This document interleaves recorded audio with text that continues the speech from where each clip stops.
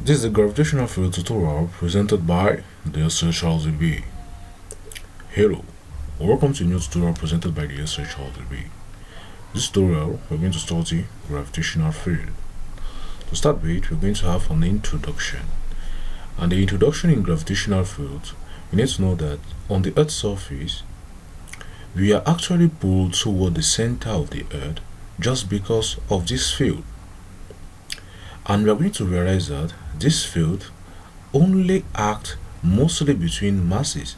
That's why the field is going to act along the satellites, the planets, and on the sun. They are acting mostly on very large masses.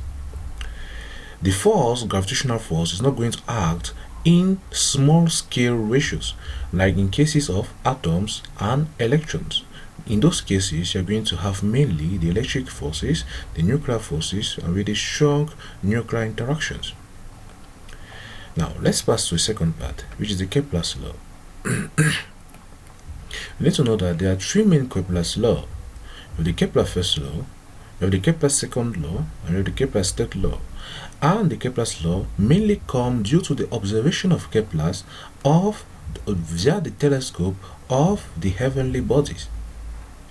So the different laws of Kepler's only came via observation, and now we are going to see the Newton's law, which came mostly via calculation, when Newton sat below an apple tree and an apple fell on him. So let's start with Kepler's first law. The Kepler first law states that all planets rotate in an elliptical path with the sun at one of its foci. So this is just the Kepler first law. All planets rotate around the sun with the sun at one of the foci of the ellipse. So that's Kepler first law. You have the ellipse here and the sun at one of the foci. You need to know that the ellipse consists of two main foci and the sun is going to be located at one of them. Now you have the Kepler second law. And the Kepler second law states that the area swept between the planet and the sun at each portion of the ellipse are going to be the same, provided at the same time has been performed to sweep these areas. The areas between the planet and the sun at different portions of the ellipse is going to be the same, provided that the same time has been performed to form these areas. That's Kepler's second law. So let's illustrate it. You have this area here, this is area 1, and this is area 1, and this is area 2. Provided that the time t has been required for the movement of the planet all through here, and the same time t has been required for the movement of the planet here, this area 1 will be equal to area 2. So now let's see now inside the Kepler's, inside this, we need to consider this aspect. So area 1 is going to be equal to area 2. It implies that you're going to have if we differentiate the area 1 with area 2, we're going to have this. We need to know that with Kepler's law, we can consider the radius to be constant. So we are going to have, we know that area is equal to half radius squared. So if we substitute and having the differentiation formulas, we are going to have this. So in conclusion, we're going to have half r squared omega 1 is equal to half r squared omega 2. So now we can remove the half on all the sides, and if we multiply here by m and we multiply here by m, we're going to see that the angular momentum is going to be conserved at each portion of the ellipse. So if I remove the r here and I multiply by m and I multiply by m here too, we're going to have mr squared on this side and we're going to have mr squared on this side. So this is angular momentum on this side on one portion of the ellipse is also going to be equal to the angular momentum on the other portion of the ellipse. So this is what it is all explained here. So here you're going to have angular momentum here and you're going to have angular momentum here. So on the ellipse you're going to have the angular momentum being conserved. So now let's pass to the Kepler's third law. The Kepler's third law states that the cube of the mean distance from the cube of the mean distance from the planet to the sun is directly proportional to the period of revolution of the planet around the sun. The period, it states that the Kepler state law states that the cube of the mean distance from the planet to the sun is directly proportional to the square of the period of revolution of the planet. So now we are going to prove the Kepler state law via using the Newton's law of gravitation. Now we need to state the Newton's law of gravitation. Newton's law of gravitation states thus. Newton's law of gravitation states that there is a force which exists between a body A and body B, with the force being directly proportional to the mass of A and mass of B and inversely proportional to the distance separating the two masses squared. So let's illustrate it. If you have a body A here, you have a body B here, and A has a mass MA, B has a mass MB, and all of them are going to be separated by distance R, the force of gravitation, which is stated from Newton's law of gravitation, is going to be directly proportional to the product of the masses, and is going to be inversely proportional to the square of the distance separating the two bodies. And the constant of gravitation is going to come here as G. So F is equal to G MA MB over R squared. Now let's use the Newton's law in order to prove Kepler's third law. So now let's start. If you have the sun and you have the planet is rotating around the sun. Point number one. Since the planet is rotating around the sun, there is going to be a centripetal force which is going to cause the rotation. For a circular motion to occur, there must be a centripetal force which causes the circular motion to occur. Point number one. Point number two, we need to know that centripetal force is due to the gravitational force which is between the sun and the planet. So in conclusion, we are going to state this equation here. We say that centripetal force Fc is going to be Fg, which is gravitational force. And now we know that centripetal force Fc is going to mass times the acceleration centripetal, and Fg is going to be stated from Newton's law of gravitation, which is equal to this. So we're going to have Fc is equal to m omega squared r, which is the formula that you can find in classical mechanics. And now when we are going to equate it, we're going to have m omega squared r is equal to g m of the sun, m of the planet, r squared. Now we know that in cases of centripetal motion, in case of circular motion, the mass m here is going to be considered as the mass of the planet which is moving, or the body which is moving, and the body which is moving here is a planet. So m here is going to be equal to mp, like in this case here. So we're going to say mp, and we're going to cancel all the here. We're going to have this. So in conclusion, we're going to have r cube is equal to gms all over omega squared, but we know that omega is equal to 2 pi all over t. Upon substituting, we are going to have r cube is equal to gms all over 4 pi squared times t squared. So from here we can conclude that the r cube is directly proportional to t squared, and this is initially what we had in Kepler's third law here. So you have proved Kepler's third law via using Newton's law of gravitation. Now, let's pass to the next section, which is gravitational field strength. The gravitational field strength is defined as the force which exists between two bodies per unit mass. And the gravitational field strength is a constant which is a factor for a particular body. Let's say that we know that the Earth's surface has a certain gravitational field strength, and the gravitational field strength is going to be the force the Earth's surface exerts on each bodies of the Earth per unit mass, and that mass is the mass of those bodies on the Earth. So we are going to have the force of gravitation equals to g of the big M, which is the mass we are considering, times the m, the body the force is being exerted on, all over r squared. So G, gravitational field strength, is the force per unit mass. And lastly, you're going to have G is equal to big G m all over r squared.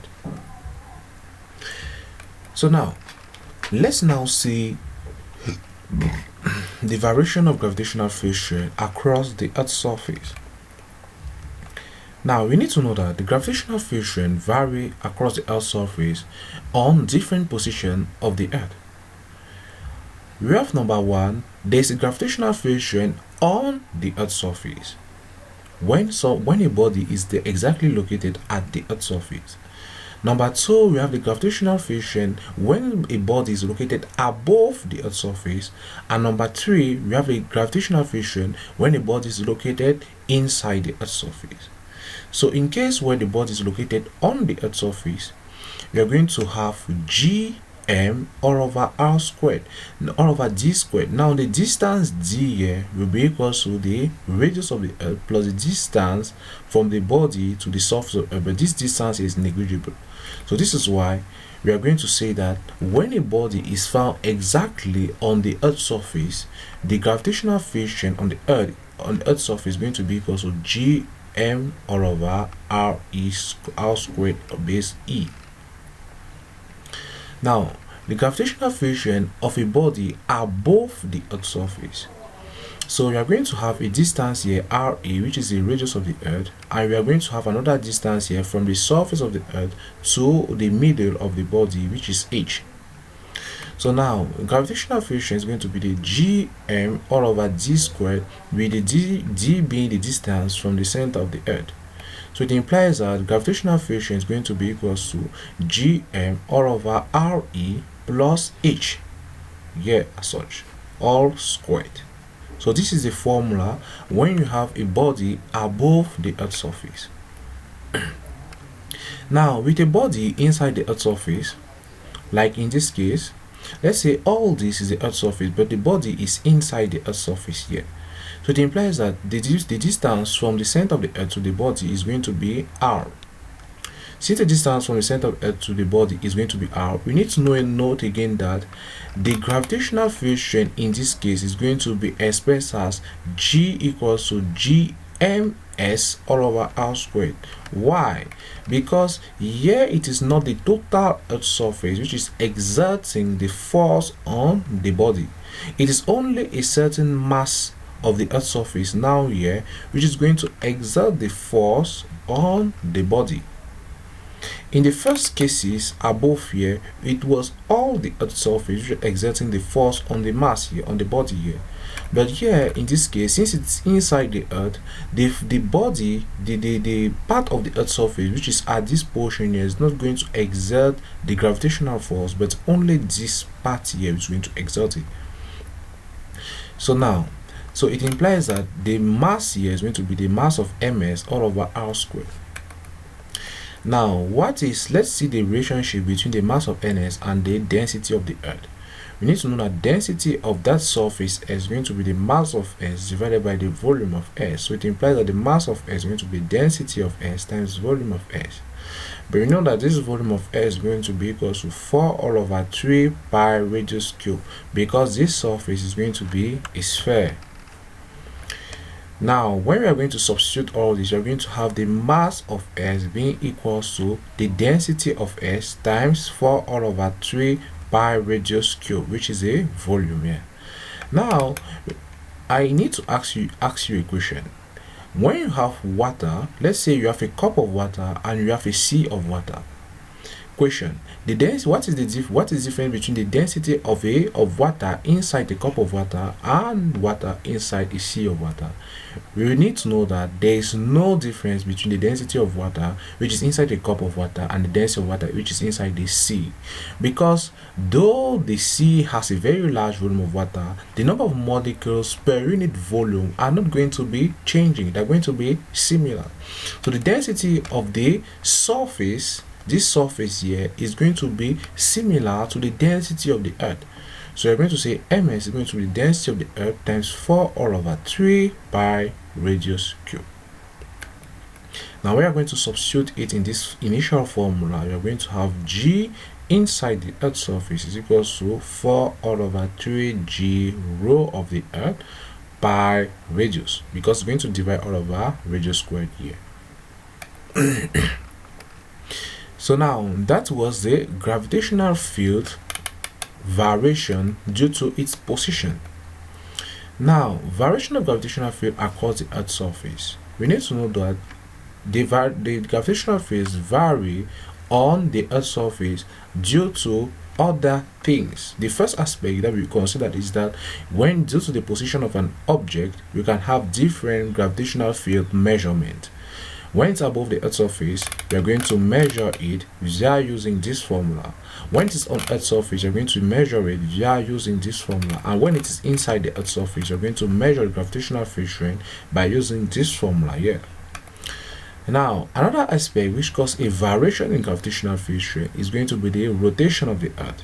And lastly, the other aspect which causes the variation of gravitational field strength is going to be the imperfect spherical nature of the Earth, or the geared shape. So now let's visualize the rotation of the Earth. The last part here I'm not going to visualize it because it's going to be a study on geography. So let's visualize the affection of gravitational field strength from the rotation of the Earth. We know that the Earth's surface rotates along an axis here. So the Earth's surface is going to rotate as such here.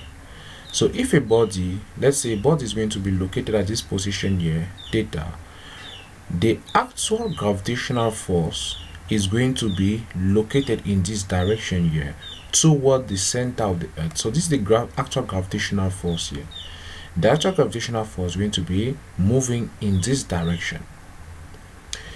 We are going to have the centripetal force. The centripetal force is going to move in this direction. So upon the rotation of the Earth, we are going to have a conical pendulum which is going to be formed. So this conical pendulum is going to have a centripetal force going to be inside this circular path here, and the actual gravitational force will be moving in this direction. Now the apparent force is going to move here as such. It's going to move in this direction. So now let's visualize it. We're going to say F apparent, the apparent gravitational force. The apparent gravitational force is going to be equal to the actual gravitational force plus the centripetal gravitational force vector. So F apparent is going to be the actual gravitational force vector plus the centripetal gravitational force vector. Else, if we resolve in all the directions, you need to know that the apparent gravitational force is going to move in this direction here. So if we resolve this in this direction, we are going to have the actual the apparent gravitational force. So let's visualize it. F apparent is equal to mg apparent. So this is the gravitational field strength we want to find. Fg, which is the actual gravitational force, is equal to mg of the Earth. Now Fc, which is the centripetal force, is equal to m omega squared r.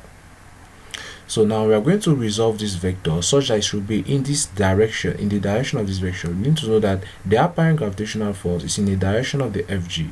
So we need to resolve the Fc for it to be located in the direction of Fg, for you to have the apparent gravitational force. So we are going to resolve it. We resolve Fc such that it should be in the direction of Fa. So when we resolve such that it's in the direction, we are going to have Fc cos theta, because you have here the angle here is going to be the angle theta due to z angles. So this angle is theta. It implies that this other angle is going to be theta. So we are going to resolve it in this direction. Since we resolve it, we are going to have Fc cos theta. Now Fc, we know that it's equals to m omega squared r. We are going to have this. So mg apparent is going to be equal to mg of the Earth plus m omega squared r cos theta. So it implies that if we divide all through by m, we're going to have g apparent is going to be equal to g of the Earth plus omega squared r cos theta. This is the final formula we have. So now what can we conclude from this formula? We can conclude that there are two cases which can occur in the variation of Earth's surface. Number one case, we know that this theta here is going to represent the latitude. And what are the latitudes? Latitudes are imaginary lines which are going to be measuring angles with respect to the center of the Earth. So now, at the equator, we know that the latitude is going to be equal to 0 degree. So at the equator, the latitude is going to be 0 degree. If we substitute 0 in this formula, we are going to have GA cos 0 is equal to 1. So when we substitute 0 degrees, you're going to have GA is equal to GE plus omega squared R. What does it imply? It implies that the gravitational field strength on inside the equator is going to be higher compared to the other portions. So gravitational field strength at the equator is equal to the G of the Earth's surface, which is normally found on the Earth, plus the effect of the rotation of the Earth, which is omega squared R. So this is the gravitational field strength which is located at the equator, and this is actually higher. Now we know that at the poles the latitude is going to be equal to 90 degrees. When we substitute 90 in the as theta, we are going to have cos theta is equals cos 90 is equals to 0. It implies that the G apparent is going to be equal to G of the Earth. So what does it imply finally? We say that the gravitational field strength at the poles will be lesser than the gravitational field strength at the equator. So this is how the rotation of the Earth affects the gravitational field strength. Now, after visualizing the gravitational field strength, we are going to visualize the gravitational potential energy.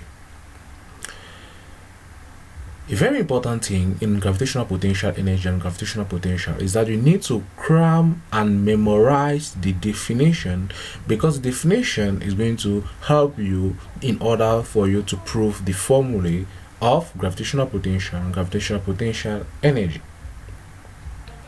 So what is gravitational potential energy? The gravitational potential energy is defined as the work done required to remove an object from infinity and place it in a point in the gravitational field. So let's start again. Gravitational potential energy is the work done required to remove an object from infinity and place it in a point in the gravitational field. So this definition is going to help us to prove the formula for gravitational field strength. So from classical mechanics, we know that W, which is the work done, is equal to F times R. And this F is going to be the force in the direction of the distance moved. So if you have a delta, we place a change in delta here. So the change in work done will be as a result of the change in the distance. So now we are going to integrate now in order for us to have considerable values and not having minute changes. So upon integration, we are going to integrate here from infinity. So we are going to integrate here from 0 here to the gravitational potential energy. So you see that gravitational potential energy is going to be when the position are going to move, the object is going to move from infinity to R. So this is an error here. So it should not be here. So it's from 0 to gravitational potential energy, and here it should be from infinity to a point in gravitational field. But F is equals to GM all over R squared. So we are going to integrate this now with respect to GM all over R squared R. So upon integration, we are going to have this. So you need to know the formula of integration, which is x raised to the power n integral is going to be equal to x raised to the power n plus 1 over n plus 1. So when we integrate, we have this with the negative sign here, because r squared here is going to be r negative 2 plus 1 is going to give negative 1, and when we are going to have this. So now let's place the integral. Upon placing the integral, the final answer is going to give us this. GPE, gravitational potential energy, equals to negative GM all over R. So this is a gravitational potential energy. So now the question is, what is the significance of the negative value? The negative value here is going to mean thus. We initially defined the gravitational potential energy as being the work done in order to move an object from infinity and place it in a point in the gravitational field. And we realize that upon the calculation upon moving that object from infinity and placing it in a point of gravitational field, we have a negative sign. So what does a negative sign mean? The negative sign means that there is energy which is lost upon moving an object from infinity and place it into a point in gravitational field. Full stop. So now let's pass to the other section, which is the gravitational potential. In order for us to have the formula of gravitational potential, we need again to know the definition of gravitational potential. The gravitational potential here in this case is the work done per unit mass. Gravitational potential is the work done per unit mass. Now, in order to remove an object which was initially found in the gravitational field and now place it into at infinity. So GPE now is going to have the lower limit as being a point inside the gravitational field and the upper limit as being infinity. So when you are going to integrate this, we are going to have gm and negative here. Now placing the limits inside, we are going to have a positive gm all over r. And don't forget that it was the energy per unit mass, so we had to remove the smaller m here. So this is the final formula for GP.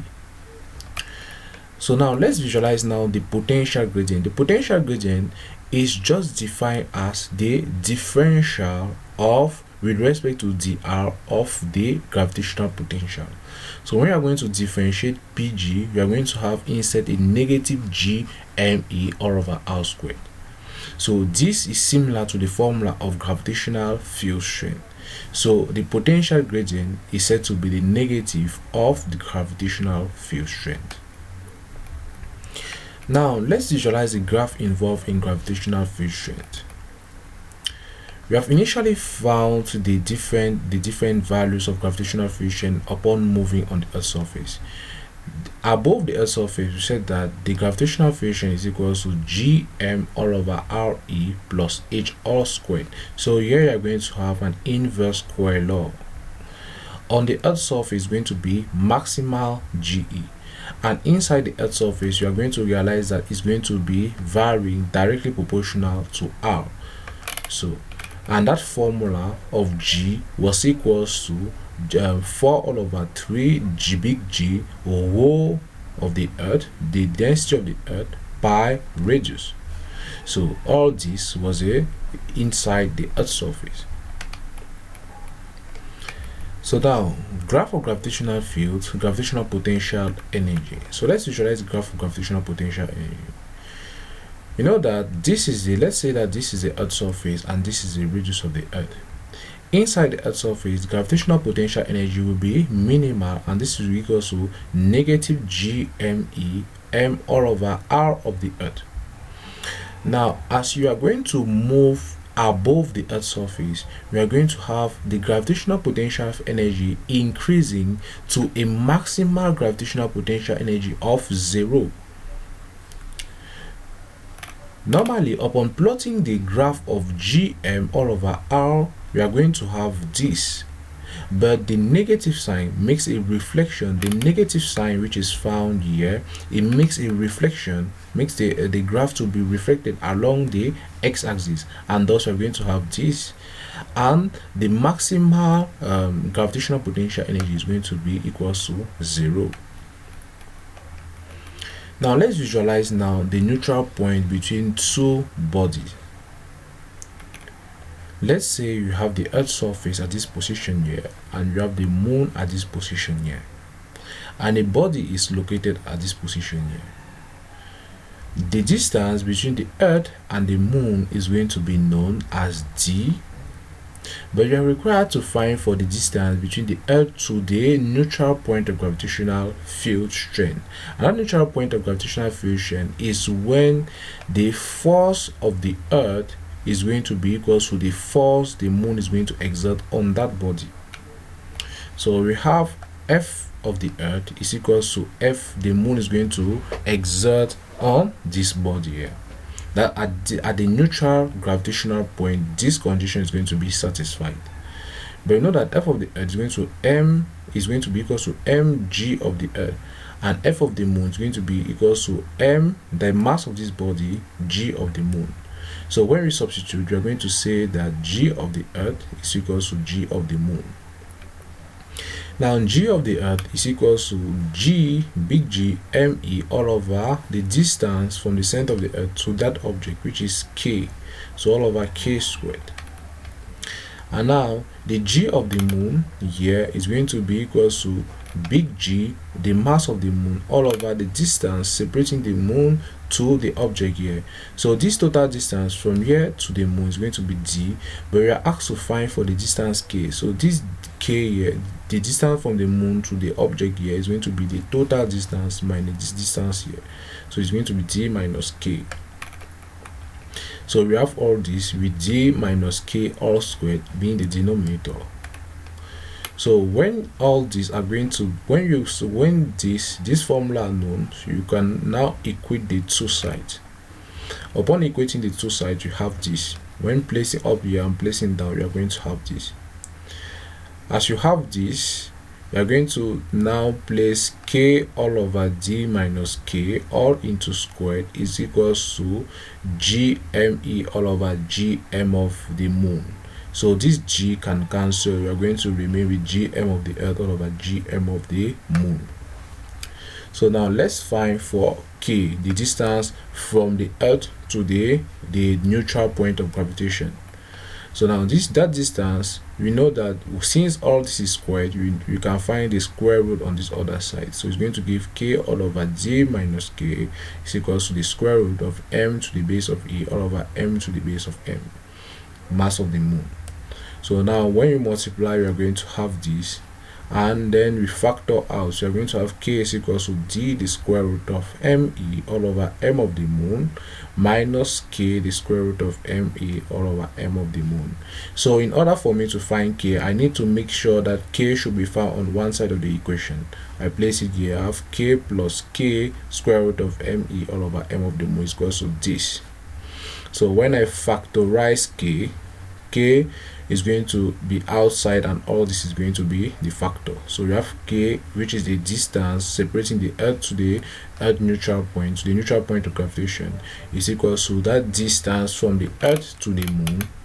So it's going to be equals to the distance from the Earth to the moon, the square root times the square root of the mass of the Earth divided by the mass of the moon, all divided by 1 plus the square root of mass of Earth divided by mass of the moon. So now let's visualize another section, the satellites. Satellites are natural or man-made bodies which rotate around planets. So these are just the definition of satellite. Example of natural satellite is the moon. An example of artificial satellite is CanalSat satellite for the distribution of signal at home. So now we have geostationary satellite. A typical geostationary satellite is this CanalSat satellite which was initially mentioned. Now the question I wish to ask you is, why is it that your panels, for your channel panel, the CanalSat panels which are found on your homes, are stationary, but the satellites which are found at above the Earth's surface are moving? We need to know that normally, since the satellites are moving, the panel needs to move in order for it to synchronize with the position of the satellite. But why is it that these panels are immovable while the satellites which are above the Earth's surface are movable? So we can think of a desynchronization between the panel and the satellite. But this synchronization is not going to occur just because the satellites which are located above the Earth's surface, like the Canal-Sat satellites, are going to be called geostationary satellites.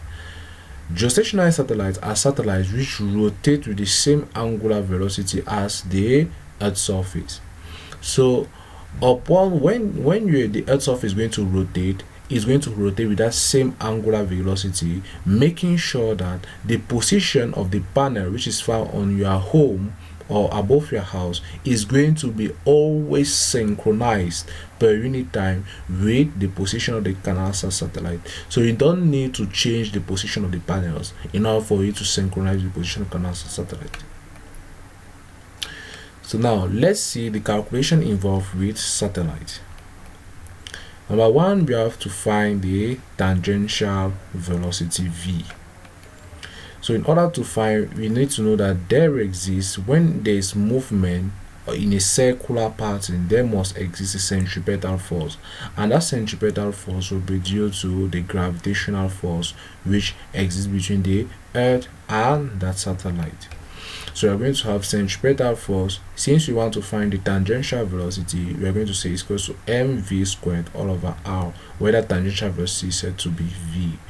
Fg, which is the gravitational force, is equal to gm of the Earth, or the big mass, small m, which is the mass of the satellite, all over r squared. So we can equate it, because the two forces, the force centripetal is going to be due to the gravitational force. So upon equating it, we are going to have this. So we are going to cancel the small masses here, and we are going to cancel the r here. So our v is equal to the square root of gm divided by r.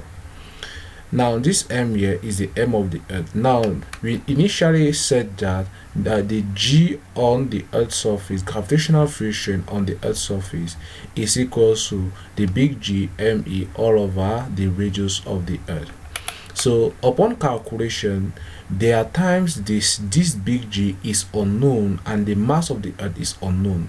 So you can change the formula. We need to know that this big G times the mass of the Earth is going to be equal to gravitational friction of the Earth times the radius of the Earth squared, and these two are known. Gravitational friction of the Earth is equal to 9.8 Newton per kilogram, and the radius of the Earth is equal to 6,400 kilometers. So you can convert this into meters, and you are going to substitute here. So V is equal to the square root of GE RE squared all over RE. Now for a satellite to be a geostationary satellite, its velocity is RE, the distance from the satellite. So for a gravitational, for a geostationary satellite to be with the same angular velocity of the Earth, this r must be equal to the radius of the Earth. So when you are going to put r here, you are going to have the final formula for the tangential velocity to be equal to the square root of GE RE. So we see that what the more the distance from the center of the Earth increases, the more the distance from the center of the Earth, the distance from the center of the Earth increases, the more there's going to be the more there is going to be the velocity. So from this formula here, we realize that what if the distance from the center of the Earth, this formula here, we see that if the distance of the center of the Earth increases, so this is the r here, we're going to realize that the velocity is going to reduce. This is the relations between the distance from the center of the Earth and the tangential velocity. So the tangential velocity is going to reduce when the distance from the center of the Earth is going to increase, and when the distance is going to decrease, tangential velocity is going to be increased. Now let's find the angular velocity of satellite. The angular velocity of satellite is going to be found from the another formula of centripetal force, which is going to be m omega squared r, and upon substituting, we divide here by mr, we're going to have this. So angular velocity is going to be equal to the square root of gm all over r cubed. And now we need to know that for geostationary satellite, this r is equal to the re, and this gm is equal to GERE r squared e. So when substituting it, we are going to have this formula here for angular velocity. Now let's visualize the period of satellite. Now for the period of satellite, we already know that this formula here is the formula for the angular velocity. So now, since we have the angular velocity, we know that angular velocity equals to 2 pi all over the period. So we can substitute it in this formula, and when we are going to substitute in the formula, we are going to have this as being the period. So the period is going to be equals to 2 pi the square root of r cube all over gm. Yeah. So this is a period of the satellite. And we know that for geostationary satellite, this r here is similar to re. So when we substitute, we are going to have this final formula for geostationary satellite. Now, the different gravitational energy of the satellite. The satellite consists of two main energy: the gravitational kinetic energy and the gravitational potential energy, and all of them are going to sum up to give the gravitational mechanical energy. The gravitational potential energy have already been found to be equal to negative gm all over the distance separating the planet from the satellite. Now the gravitational, let's find for the gravitational kinetic energy. In order for us to find for the gravitational kinetic energy, we are going to still use this formula, which is the centripetal force is due to the gravitational force. And upon using it, we have mv squared all over r is equal to gm all over r squared. So now I can cancel both sides r, I move here.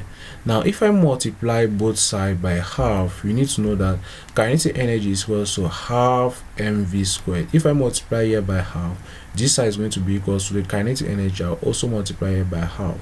So the gravitational kinetic energy is going to be equal to plus gm m all over 2r. So now next, let's find for gravitational mechanical energy. We need to know that the gravitational mechanical energy is going to be equal to the gravitational potential energy plus the gravitational kinetic energy. But the gravitational potential energy was already found to be negative gm m all over r, and gravitational kinetic energy is half gm all over 2r. Now all these are the same unit, so this is negative 1 of a constant gmm all over r, and this is half gmm over r. So negative 1 plus half is going to give you negative half. So gravitational mechanical energy is equal to negative half gmm all over r, or this other formula. So now let's note what is escape velocity. Escape velocity is defined as the minimal velocity required, a minimal velocity to be impulsed on a body for it to leave the Earth's gravitational field. So escape velocity is defined as the minimal velocity to be impulsed on a body for that body to leave the Earth's gravitational field. And the escape, so you need to know that the escape velocity exists when the gravitational mechanical energy is equal to 0. Gravitational mechanical energy is equal to gravitational potential energy plus gravitational kinetic energy. But gravitational kinetic energy can also be said to be half mv squared, and this gravitational potential energy is already known. So when you are going to place it, it's going to be gravitational kinetic energy is equal to negative gravitational potential energy. So gravitational kinetic energy is half mv squared e. So this is going to exist when you have the escape velocity is equal to negative into negative gmm all over r. So upon having this, we're going to have v squared is equal to, I'm going to multiply here by 2 and I'm going to divide here by m. So this and this are going to cancel. We're going to have 2g big G m all over r. So v escape velocity is going to be equal to the square root of 2g m all over r. So now we already know that this gm here of the Earth is similar to this other GERE squared. So we are going to substitute here, and we need to know that for escape velocity again to occur, this r must be approximately equal to RE.